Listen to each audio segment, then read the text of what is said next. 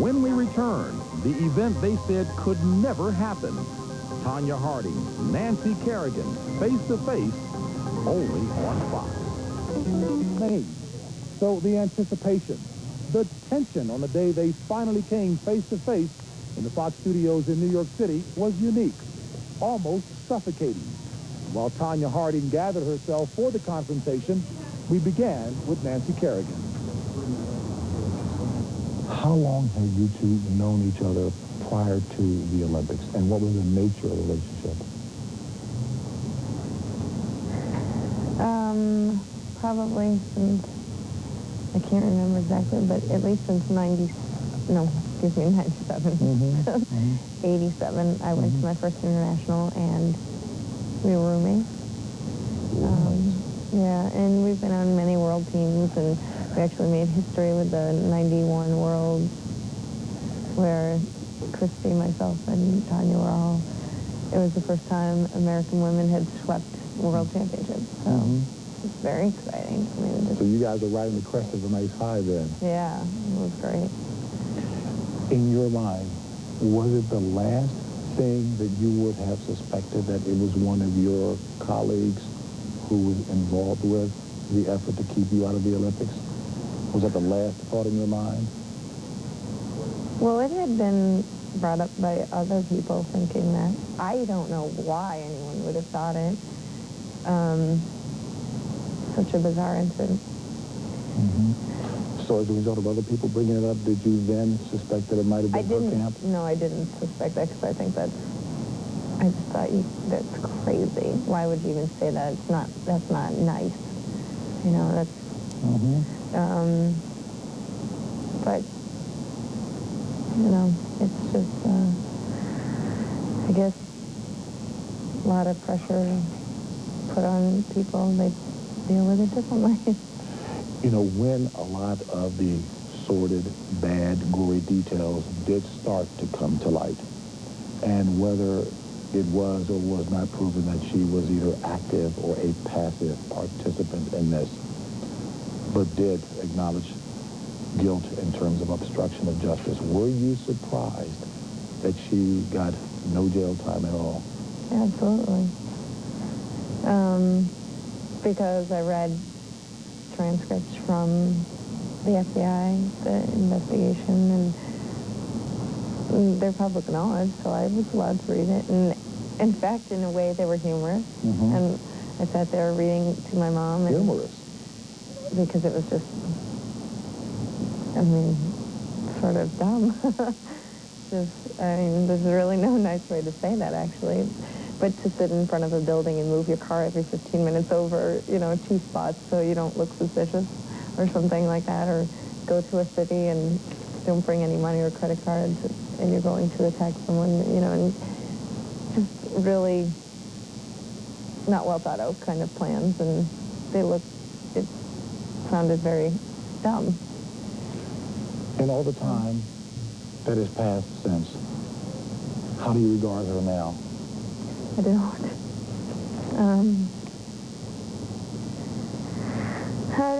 I think probably only think about any of it when asked, or many times people will come up, or young kids that remember, and they were very young men, and they say, and they ask me about my knee and how I am, and will mention what they think of her, and I don't, but sort of, it's in the past.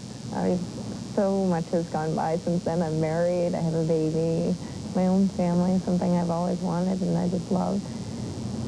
It's so long ago. I don't know, I just... Has there ever been a thought, prior to today, of sitting down with her to try and resolve it, to reconcile, to air out the differences? No, not by me. By many people there have been. But I have a lot going in my life that I care about.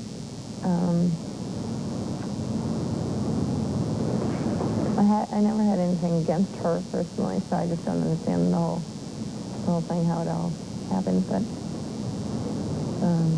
then afterwards it just gets a little tense. Understand. Is there any room in your heart for forgiveness? Well, I think from all of it, I just hope that she can learn from that and better her life and not hurt anybody else. Tonya, okay. Hi. How are you? I'm good.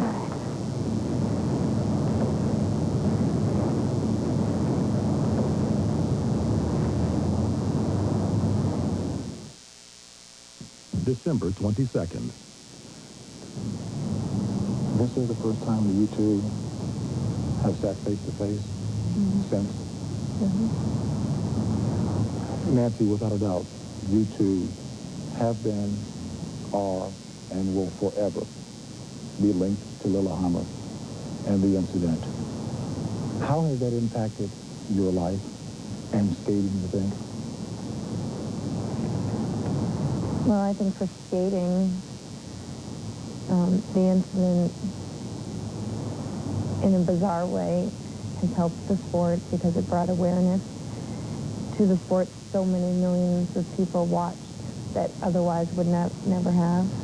And I think because of that, they watched and enjoyed it, and are still fans now of the sport. And they watched because of the so-called rivalry, which I don't think there is any rivalry and never was. And the impact on your life specifically?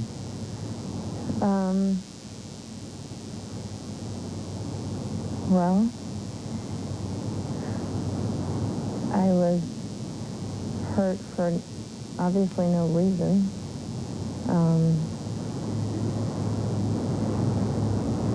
Luckily, still got to get well enough in time to go and compete and skate the performances of my life with the help of my family and the world, really. The entire world got behind me. It was just phenomenal how many people were there supporting me, and I couldn't have gotten through all of it without all of them. A silver All the lining. prayers. A silver lining through adversity. What about you, Tonya? How has it impacted your life and skating from your perspective? Well, it was really hard because my whole life I always built everything around my skating career, and I lost everything. I mean, I lost my life and my career and everything else, and it's been really, really hard. But first of all, I'd like to say that congratulations on your marriage and everything else and your new baby. You look great. It's just been really, really difficult. But I go on, and I'm sure it's just Nancy. She just wants the whole thing to just go away. You know, she started a new life, and, you know, just let everything just go away. Has it gone away? No, not at all. Not at all. How much do you think about it? How often do you think about it? And I think about it every day. I mean, I come across people that come up every single day and say something to me, and so it's always really hard to deal with it. Have you grown apathetic with respect to those responses? Do you understand why people continue to ask? How do you deal with it? Is it painful? It's very painful. I mean, Nancy, I want to apologize again for being in the wrong place at the wrong time, around the wrong people. If I would have known anything, you know, in the beginning, I would have done anything I could to stop it. Anything. I mean, I would have dropped everything I had in my whole life to do that. I mean, I say that from the bottom of my heart. I really do. I really do.